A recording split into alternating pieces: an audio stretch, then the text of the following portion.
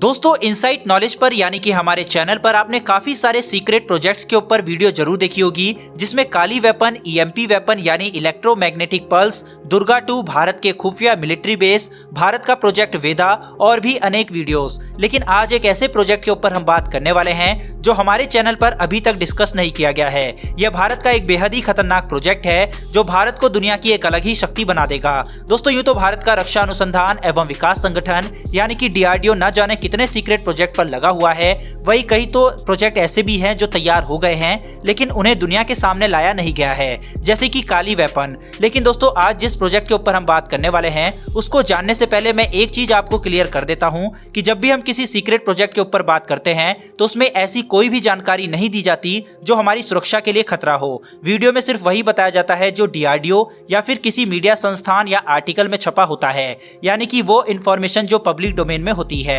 तो चलिए दोस्तों जानते हैं भारत के इस सीक्रेट प्रोजेक्ट के बारे में। दोस्तों इस सीक्रेट प्रोजेक्ट का नाम है विष्णु। यूं तो साल 2021 खत्म होने को आया है, काफी चैलेंजेस से भरा ये साल रहा है, लेकिन डिफेंस पॉइंट ऑफ व्यू से बात करें तो ये साल भारत के लिए काफी अच्छा रहा है। जहां भारत को राफेल फाइटर जेट मिला है, वहीं S-400 डिफेंस सिस्टम भी आ रहा है। इसके अलावा नेवी और मिसाइल्स में भी भारत ने काफी तरक्की की है। वहीं 2022 में भी हमारे लिए काफी महत्वपूर्ण रहने वाला है। चीन से LAC पर विवाद अभी भी खत्म नहीं हुआ है। चीन ने इस साल हाइपरसोनिक मिसाइल का टेस्ट कर पूरी दुनिया में तहलका मचा दिया था। यही कारण है कि भारत ने अपने प्रोजेक्ट विष्णु को लॉन्च कर दिया है। इसको लेकर खबरें तो काफी पहले से ही आ रही थी। जब मैंने सर्च किया इसको लेकर तो 2020 का एक आर्टिकल मुझे इंडिया टीवी का दिखाई भी दिया, जो कि आप स्क्रीन पर देख भी सकते हैं। क्या है ये प्रोजेक्ट विष्णु जो भारत को अमेरिका से भी आगे पहुंचा देगा?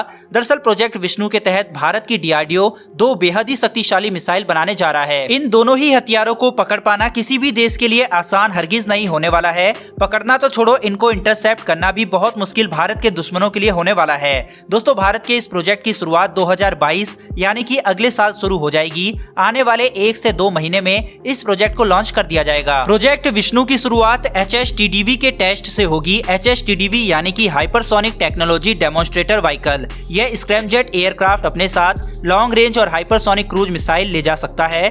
प्रोजेक्ट विष्णु को समझने से पहले आपको HSTDV को समझना जरूरी है। HSTDV की आवाज से 6 गुना तेज रफ्तार है।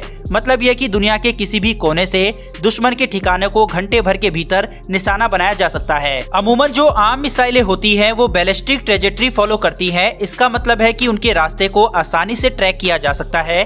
इससे दुश्मन को तैयारी और काउंटर अटैक का मौका मिलता है, जबकि हाइपरसोनिक वेपन सिस्टम कोई तयशुदा रास्ते पर नहीं चलता। इस कारण दुश्मन को कभी अंदाजा नहीं लगेगा कि उसका रास्ता क्या है। स्पीड इतनी तेज है कि टारगेट को पता भी नहीं चलेगा, यानी एयर सिस्टम भी इसके सामने फेल है। भारत इसी हाइपरसोनिक टेक्नोलॉजी का टेस्ट कर रहा है। HSTDV की आखिरी टेस्ट 2022 में कंडक्ट किया जाएगा। इस टेस्ट के बाद ही प्रोजेक्ट विष्णु को लॉन्च कर दिया जाएगा। प्रोजेक्ट विष्णु के 2 फेज होंगे। जो पहला फेज होगा उसमें जमीन से जमीन पर वार करने वाली हाइपरसोनिक मिसाइल का निर्माण किया जाएगा। इसकी रेंज लगभग 2500 किलोमीटर तक होगी। इस प्रोजेक्ट की खास बात इसकी टाइमलाइन है, क्योंकि इसे बेहद ही कम रखा गया है। भारत का जो लक्ष्य है वो 2022 में इसका काम शुरू होगा, 2023 में से पूरा कर लिया जाएगा और 2023 में ही इसके टेस्ट होंगे और 2024 की शुरुआत में इसे भारतीय सेना के हवाले कर दिया जाएगा। यानी कि ये 2 से 2.5 सालों के अंदर ही भारतीय सेना में बड़ी आसानी से शामिल हो जाएगी। इतनी एडवांस मिसाइल को इतनी जल्दी विकसित कर लेने के पीछे का जो कारण है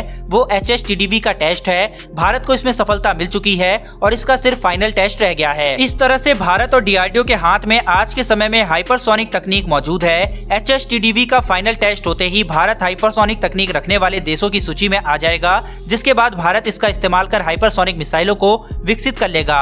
प्रोजेक्ट विष्णु का जो सेकंड फेज होगा वो तब स्टार्ट होगा जब भारत हाइपरसोनिक मिसाइलों को विकसित कर लेगा, यानी कि जमीन से जमीन पर वार करने वाली हाइपरसोनिक मिसाइल जब बना लेगा।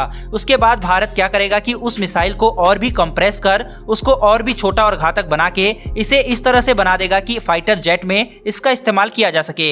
यानी कि दूसरे फेज में भारत के पास एक एरियल बेस्ड हाइपरसोनिक मिसाइल भी हो जाएगी। इसको लेकर टाइमलाइन 2025 तक रखी गई है। तब तक इसे भारतीय सेना में शामिल कर लिया जाएगा। हाइपरसोनिक तकनीक आने वाले समय में एक मुख्य हथियार होगा, क्योंकि इसे कोई भी डिफेंस सिस्टम नहीं रोक पाएगा और ना ही इसे ट्रैक कर सकता है। हालांकि रूस ये दावा करता है कि उसका S-500 हाइपरसोनिक मिसाइलों को भी रोक सकता है, लेकिन इसकी पुष्टि नहीं हुई है, क्योंकि इससे पहले S-400 और S-300 के लिए भी यह बोला जा रहा था कि सुपरसोनिक मिसाइल मिसाइलों को भी ये रोक सकते हैं। लेकिन खबरों के मुताबिक जब S-300 से ब्रह्मोस को रोकने की कोशिश की गई थी तो उसमें S-300 विफल रहा था।